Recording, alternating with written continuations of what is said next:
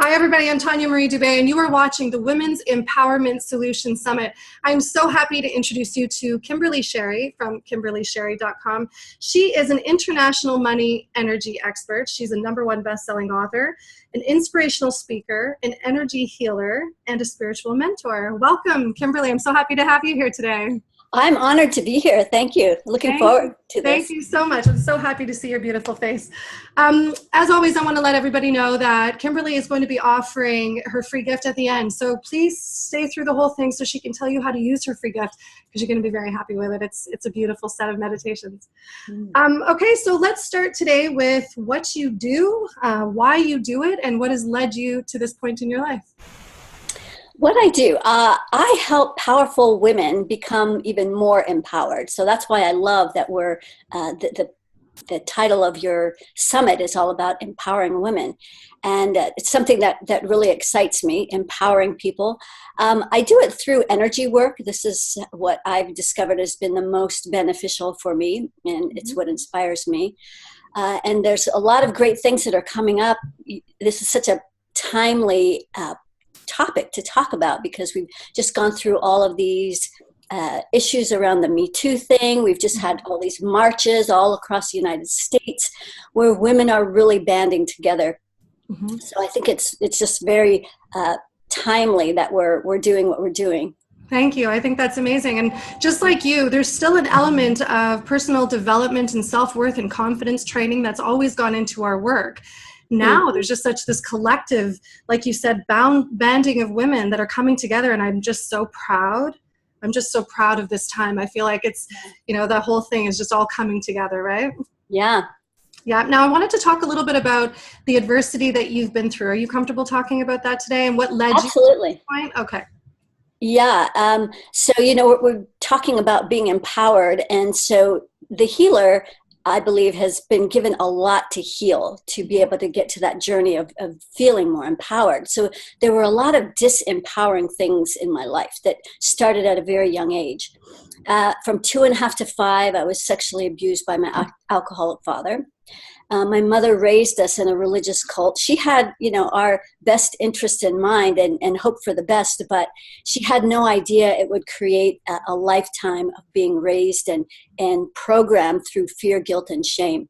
Wow. So I was raised as a Jehovah's Witness. And for those of you who know anything about the witnesses, Jehovah's Witnesses, that for a child to be raised in that, it's very, very difficult. There's no celebration of any kind. There's no birthdays. There's no holidays. When I showed up at school for on Halloween, everybody in the whole school was dressed up except for me. I was waiting for my mom to pick me up at lunchtime. Yeah.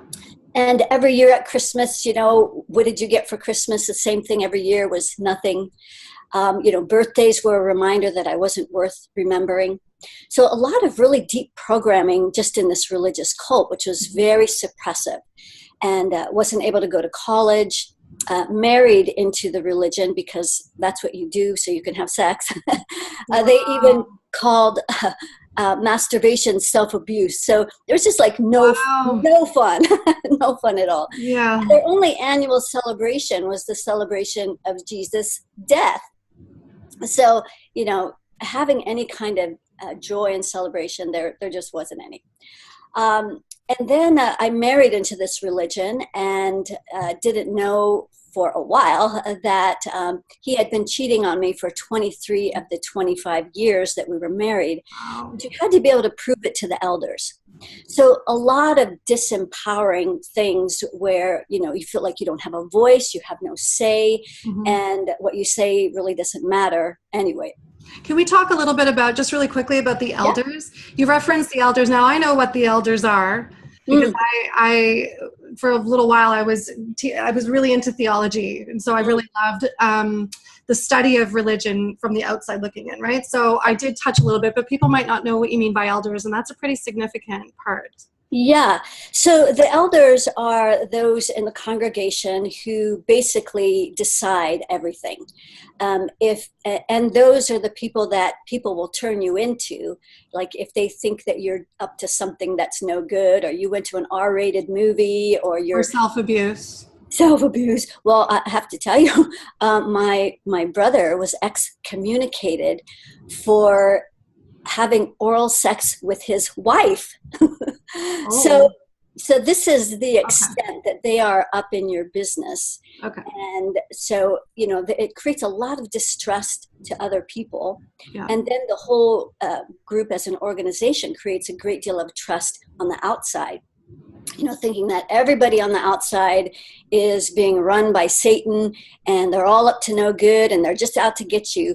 So you just live in this real bubble. I only had two friends basically growing up from the fourth grade on, and it was only because they were twins. I got a 2-for-1.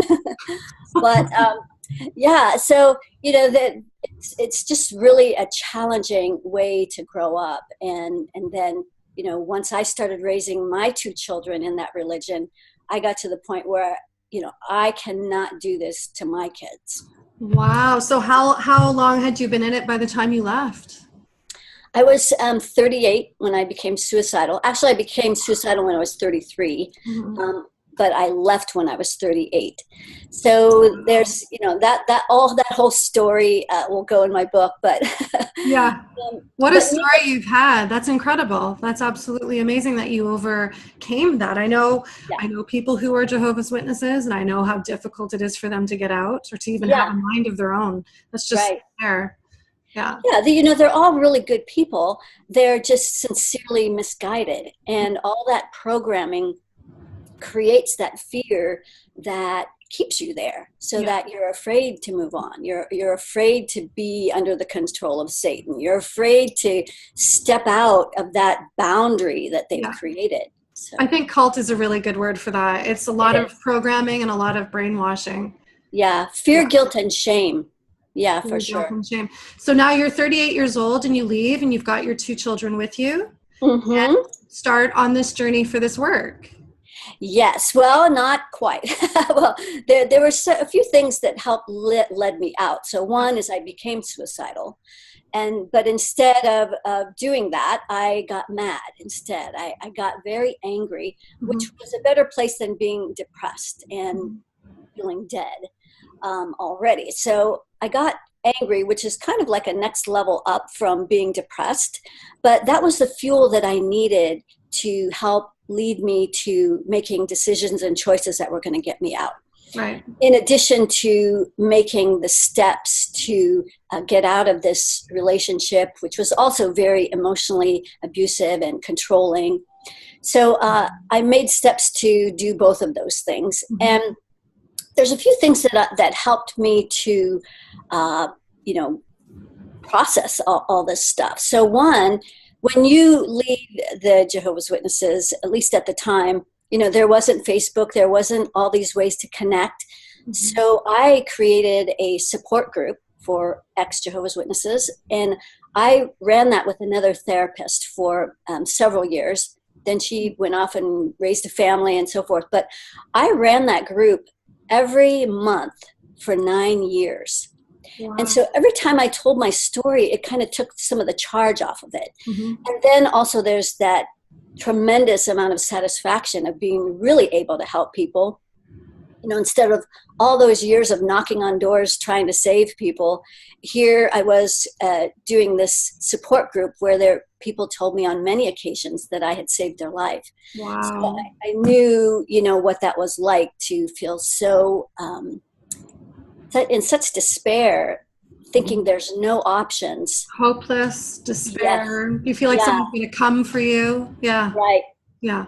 And to see somebody that did make it to the other side, and they are happy and they are creating a new life. So Yeah. that was a huge piece in creating one of the first steps to getting out. Oh my goodness. And a huge piece in your own personal development. I really, truly, honestly believe, and I've found this to be true in my own life, that whenever we're going through something really difficult, what is one of the best ways to handle it and to find ways to cope? It's to teach other people, right? Yeah. To teach other people who need the exact same thing you're going through. Right. That's fantastic that you did that. So you ran that for 9 years. Wow. 9 years. Yeah. Yeah, I'll share another thing that really helped me tremendously is I had always been attracted to spiritual things, even though I was a Jehovah's Witness.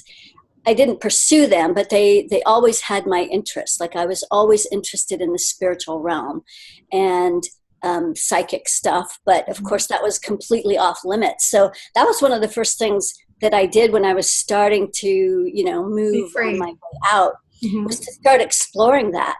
And I remember this one time going to this psychic institute, and there was this person sitting in a chair. Well, first I had gone to this psychic fair very far away so that nobody would see me going. Nobody could find you. Yes, and I was so amazed that this man who'd never seen me or met me just really touched something deep in me. And I was crying. He was telling me things about my father. And I was just so touched by it that I went back home and found this school that was just really nearby. So this was the psychic place that I started to go to. And so there was this person sitting in a chair, and the director asked me if I wanted to feel somebody's aura. And so I said, sure. And I used, like, whoa, it's kind of sad right there, but not anywhere else. But, oh, it's sad over here too. And that just so fascinated me. Yeah. That I began this exploration of this whole psychic world.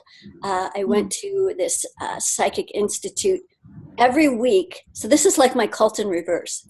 I went there every week for 12 years.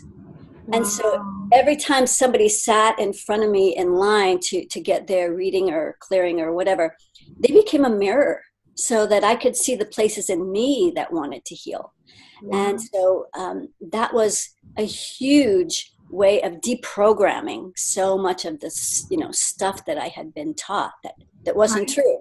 I think that's such a relevant point too, in that the only way that we can really grow and get past and move on to a bigger chunk of our life, the next journey or the next chapter, if you will, is by reevaluating your belief system and why you believe certain things to be a fundamental truth, and whether or not they actually do belong to you. Because if they don't, you must set them free so that you can open up that pathway.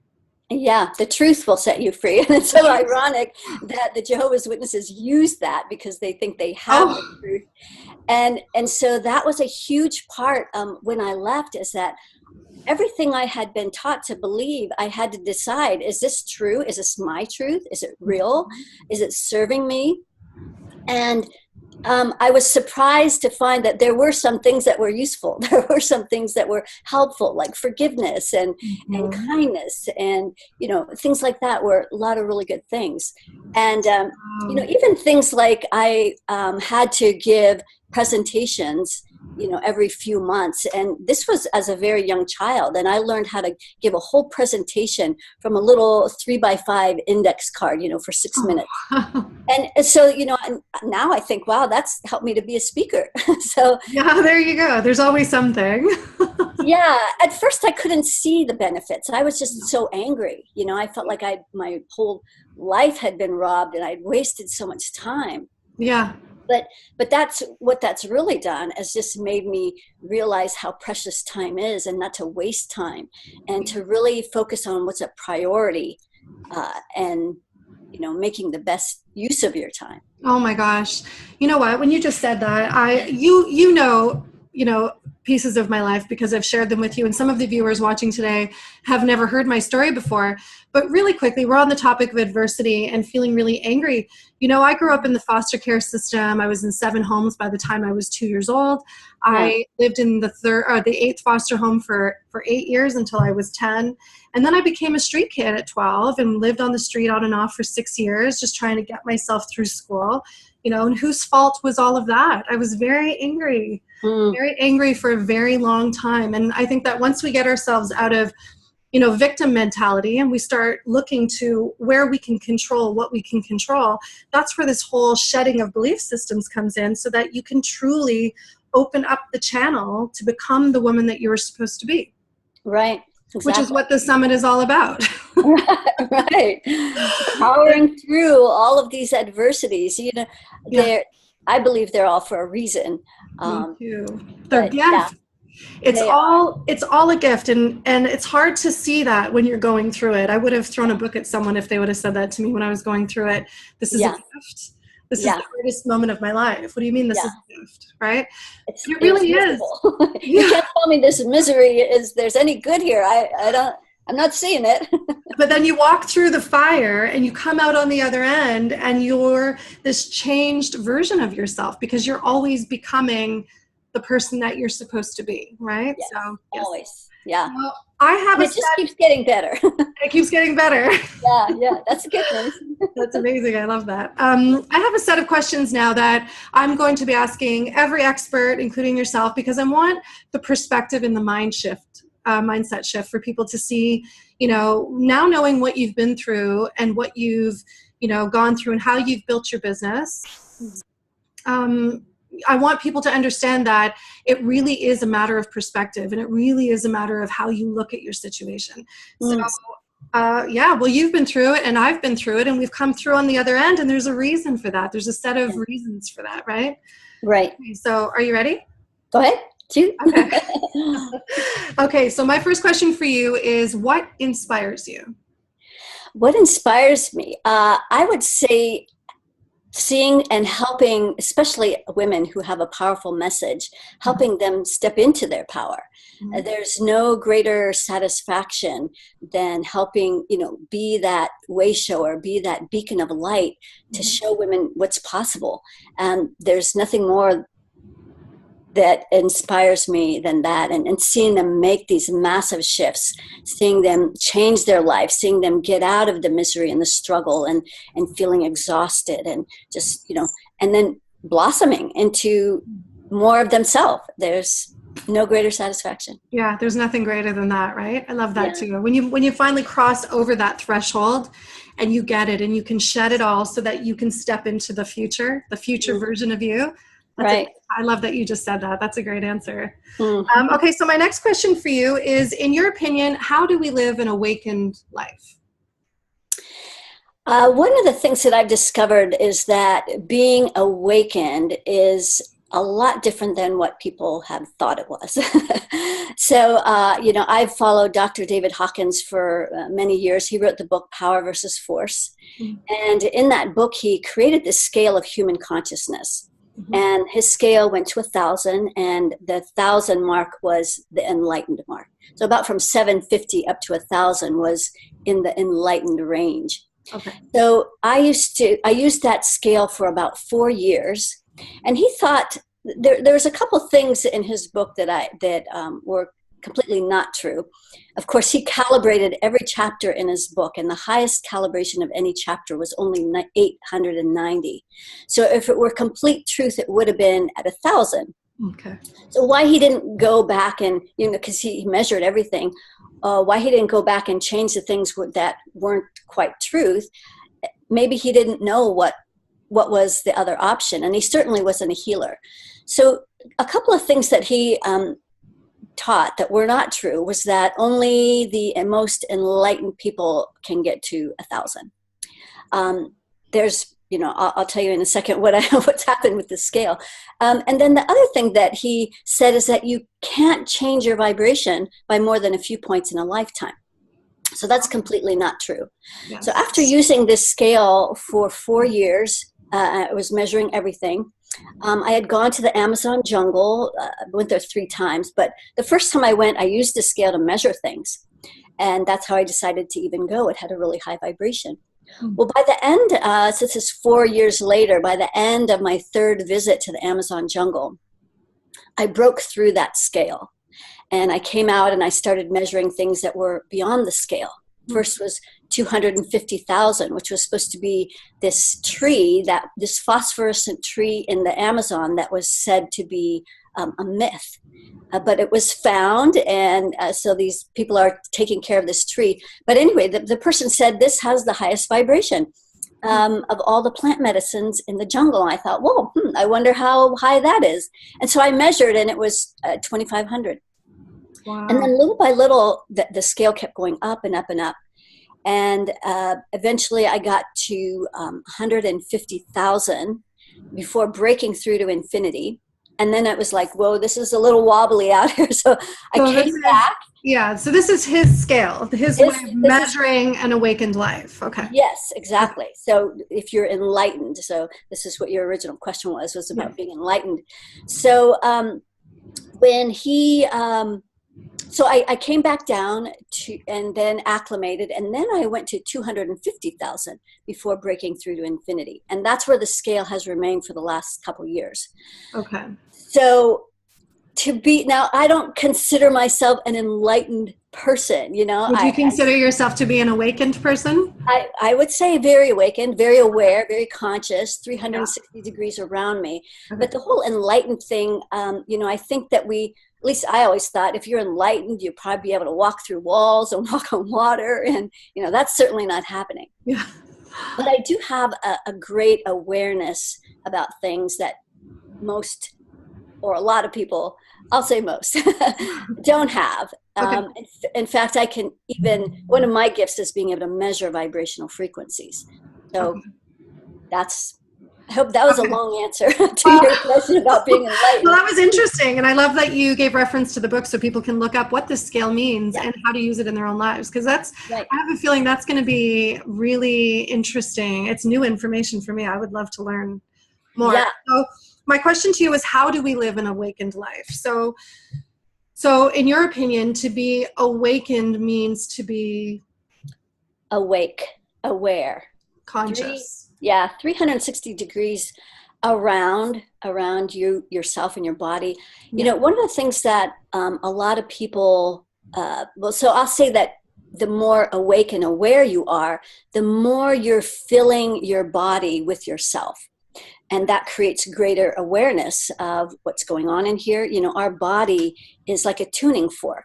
When we can really pay attention to what's going on in here, this is where all of our answers are.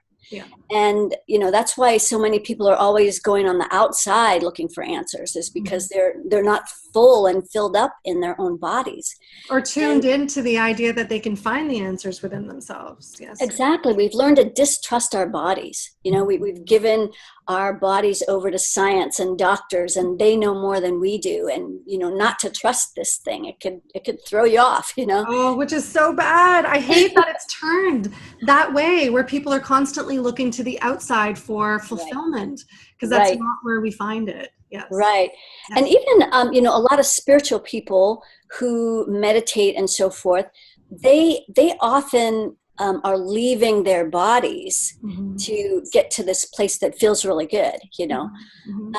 I'm a proponent of a different kind of meditation that's deeply, deeply grounded, so that you stay in your body, and that this expansion is creating more awareness in here. And there's no way that I do that. Oh, I love that. And we'll talk about that at the end with your freedom. Yeah. Okay, so my next question to you is, what can we learn when we fall down? When we feel like we failed, when we feel like it's hopeless, what can we learn in that moment? Well, that you have to remember that this probably is not the first time you've fallen. And that if you reflect back, you always got up and things always worked out. And I've discovered that the more I fall down, the greater the experience is on the other side. So falling down is just, you know, it's part of life. It's like breathing in and out. You fall down, you get up, and you learn. So hopefully you learned what the whole purpose was of falling down. Yes. And then when you stand back up again, you are more empowered. You are standing in a stronger, more grounded place. Yes, yes, yes. And I've come to understand and appreciate this whole idea about looking for as many experiences as I can find, so that I can get that. I don't want to say, well, yes, maybe I'll say, get used to falling down, get used to not being great at everything, get used to trying and trying again and again, over and over again. Yeah. Some people will say that phrase, fail forward fast. Yes. I don't think any of it is failure. But I do think they are all learning experiences, and, you know, falling down doesn't mean you did something wrong. So also, you know, make sure that people know that was just a learning opportunity. You didn't do anything wrong. Opportunity. That's exactly it. That's exactly what failure is. It's a learning opportunity. Yes, yes, yes. I love that you just said that. This is one of the reasons that I was so drawn to you. You are a very powerful woman, and the work that you do is incredible. You and I had an amazing conversation on the phone, which is why I love asking you these questions, because I know you're going to have these amazing answers. Okay, the next question is, so how do we find the strength and the spirit to get back up after we've fallen down? Sometimes you have to contract. So, just like breathing, we breathe in, we breathe out. And sometimes we have to go inward, and sometimes we have to wait. And that's hard for people. That's hard for them to wait, to summon the courage, to summon the energy. But it's like if you hold your breath a really long time, eventually you're going to breathe again. It's just inevitable. It's going to happen. Yeah. So when people are contracting, oftentimes they start beating themselves up, and they're really hard on themselves and thinking that they screwed up or they did something wrong.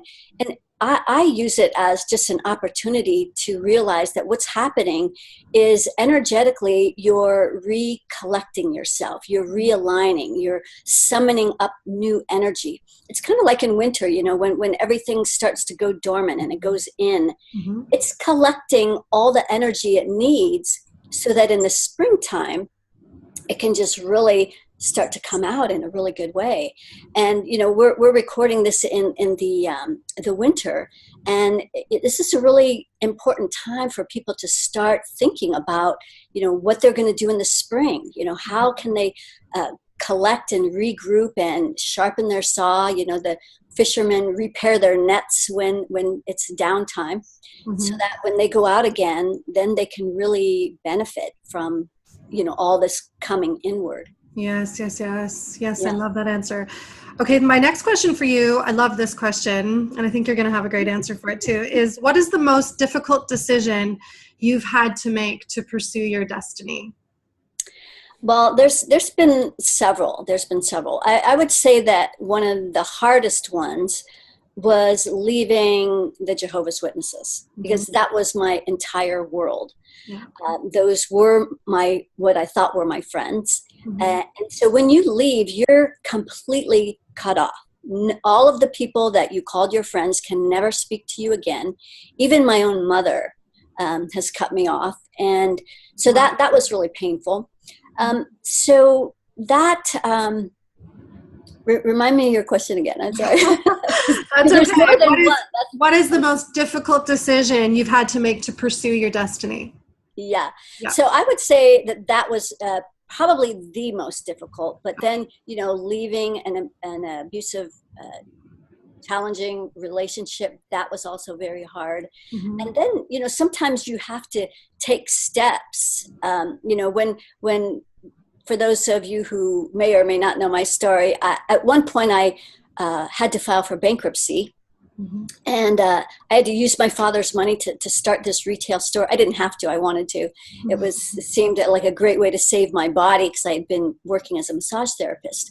But, sometimes you have to make hard choices that are going to take you that next step. So opening this flooring store was a huge next step that was scary. And so, but it also took me to a whole nother level. Which 5 years later, it ended up in bankruptcy, but that helped me to realize this is not my destiny. This is not what I'm supposed to be doing. Right. And without that experience, you wouldn't have gone on to what you were really supposed to be doing. Exactly. Yeah. Wow. I love that. That's amazing. I love everything you just said, because it speaks to feeling the fear and doing it anyway. Right. That book by Susan Jeffers is what got me out of the Jehovah's Witnesses. And that was the first book I think that I read that was a non-Jehovah's Witness book. And it was exactly what I needed to hear to get out. And I've done that over and over and over again. I jump in the fire. So do I. I've learned to now. I remember how scary that was at the beginning, when I was really still very young and very naive and new to the world, how scary that was. But like you, I read that book, and it's one of the books that I have in my library. I revisit it from time to time, because sometimes we forget, and our body has a memory. We can get caught up in the feelings again of fear and shame or guilt or whatever. But yeah, that's awesome. I love that you and I have both read that book. Yeah, yeah. This whole idea of fear, one of the things that I did on purpose to, of course you have to do it on purpose, but to break through a lot of fear, yeah, was I decided on my 50th birthday to jump out of a plane. Ah, because it awesome. was so scary, and you don't do it by yourself. You do it with some, I had a big German guy strapped to my back, and Wow. as he's pushing you to the door, there's no turning back, Oh my and Lord. it was an amazing process that just really helped me to break through tons of fear. And so that I'm pretty fearless. And so, Yeah. I know I can lead people through the fire and hold their hands as they're taking their next scary step. You can't do it by yourself. You can go only so far. That's amazing that you jumped out of a plane. I didn't know that about you. Yeah, a lot of things you don't know that. I know. But we were talking about fear. I love that Yeah. you've done that. That's fantastic. Yeah. Okay, so my next question for you is, from your perspective, what is the purpose of the human experience? I believe it is all part of something that we've all agreed to. It's part of our evolution, part of our growth, and every experience helps us to be more of whatever we're supposed to be. And so that's sometimes the hard part, is discovering, well, what is the point of all this? But that's a belief that I have that just keeps moving me forward. And it's, like all parts of evolution, is always, the whole idea of improving yourself is not because there's something broken, damaged, or defective. It's just, that's the nature of evolution. That's what keeps humanity in ongoing. So we're always trying to find a better way to live life, to enjoy life, to create new life experiences. And you learn by all the crap in addition to, the ways that you're moving forward. Yeah, and you just made me think that one of the really important things to remember, that I've had to remind myself time and time again, is that when we get used to being one thing and living one way, that's when it's time to break free and to move into the next set of experiences, right? Yeah, it's like this. There's this natural thing inside that, once we've gotten to a certain level, and maybe it was a challenge getting there, we kind of get this plateau, and then there's something internal that just pulls us to want to, like, what's next? What's next? It's like we're all these explorers. What's around the turn? I want to know. I love that. It keeps getting better. So, right. My favorite mantra is, how does it get any better than this? And then staying in that blissful question of, I wonder, because the universe is always going to show you something better, maybe a little better, maybe a lot better. Yeah. And it's kind of a hard question to ask when things are really crappy. Well, I don't know how it's going to get better than this. But what is it that you really want, and what immediate steps can you take to get yourself there? Yeah. When you're really in the thick of it. But I love that. I love that mantra. Yeah. How can it get better? It's so helpful. And because the universe hears that, and they want to show you something better. So yes. A little better, or it could be a lot better. Oh, I love that. I'm going to use that as my mantra. Oh, good. It's a good one. I'll teach my kids that too. Always. Yes. That's fantastic. Okay, so I have two more questions for you. The first one is, what advice would you give to your younger self, knowing what you know now? Hang in there. It's just, a lot of fun. Yeah. And all the hard parts, there's always something better on the other side. And also, just to let, like when we have this conversation with our inner little person, it's just also to remind them of how precious they are. We've forgotten how innocent and joyful we used to be, and in that state of wonder. That's why I love that question. And just remembering and reminding that little person that we are lovable and enough and precious just the way we are. We are enough. I love that. That's really awesome. Okay, so the last question that I have for you is from your perspective, what is the purpose of forgiveness? Forgiveness is for you. It's not for the other person. It's for you to be able to move on and let go.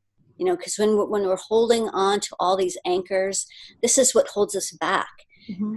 You know, when we're thinking that we're, holding something against somebody, the only person that suffers is us. They're not suffering. So forgiveness is really all for us, so that we can forgive ourselves, which is where we can find more of that self-love and self-nurturing, which is the answer to everything. Isn't it? Wow. Yeah. I love that. Thank you for answering those questions with so much Yeah. thought. I love that you brought so much thought to that. Now, let's get to your free gift. I want everybody to know what it is that you're offering everyone watching today and how they use it. Okay, great. The free gift is 5 meditations or meta clearings, because it's a meditation and an energy clearing. Mm-hmm. And they're all on different topics. So one is on the energy of money. Mm-hmm. One is on the energy of love. Another is on the energy of martyr, victim, shame. One's on anger.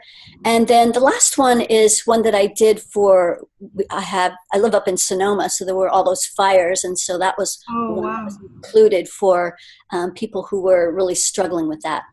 But, if you listen to the whole thing at least once, each of those, and then listen to the meditation portion of at least any one of those every day. And that's going to help you release those energies that keep you in that disempowered place, so that you can start filling yourself with more of you and raising your vibration, because that's where all that you desire exists already. Yeah. We just have to align to it. So when we can raise our vibration to a higher frequency, then we're going to have new thoughts that didn't exist in these lower vibrational thinking of worry and anxiety and fear. Mm-hmm. You know, when we're in these higher vibrations, you have completely new sets of ideas, and you get ahas that you wouldn't have otherwise. Mm-hmm. So listen to those, at least one. You can pick and choose which one you like the best. And for those who are, interested, I do, because some of these stemmed from doing once a month, I do a monthly meditation. Mm-hmm. So if you're, you'll get on my email list to be able to get that. And then if you're interested, you can always, you'll see how to participate in the live meditations, meta clearings that I do every month. So those are really powerful. Thank you so much for that. That's such a generous gift. I think that's amazing. I'm going to do them. Yeah. Right. Good. I think that we all have blocks to do with all kinds of things. With me, it's love, money, for sure. I could open myself up a little bit more. So thank you so much for that. Do you have any parting words for everybody as we wrap up? Well, just that, this whole idea of being empowered. Yes, there is something that I did want to share that we didn't cover. It would just take a moment. Sure. And I think it's really important because most of the women, people that are going to be listening to this are women. Mm-hmm. And, I think there's a couple different stages and levels that women are going through to get to this more empowered place. And not to make yourself wrong, if you are in that angry place, because that can get you to, a certain level. Sometimes that we need that anger to pull us in a certain direction. Mm-hmm. But there's also another level beyond that, and this is what I've been helping my clients work with, is once you can get past removing the fear and the anger that's on top of the fear, both of those are very contracted energies. Mm-hmm. And I'm not talking about spiritual bypassing where you're meditating and just getting out of those energies like a lot of people do, but instead finding those energies so you can literally release them from your energetic body and field. And then as a result of doing that, then you'll have access to what I'm calling the innate warrior. There's a more powerful part of you that can lead you into this more powerful place. I recently heard about the African tribe, the Nuba tribe, and they're the only tribe that never gets eaten by the predator cats. And it's because they walk through the jungles, not all angry and mad, but they walk through the jungle in a very grounded, present, focused, and aware, 360 degrees around them. Mm-hmm. And this is the power that we all have inside of us, but we won't be able to find it if we're still connected to all of that fear and anger. Yes. So this is a whole nother level that I'm helping my clients get to. And in my opinion, this is the most powerful, empowered place a woman can get to. Wow. To share that. I absolutely love that. Thank you so much for that. So again, your website is kimberlysherry.com. Yes. Yeah, and everyone can find everything they need on your website. Yes. Thank you so much for being here today. I'm so happy that you brought your full self. I love that so much. It was great to see you again.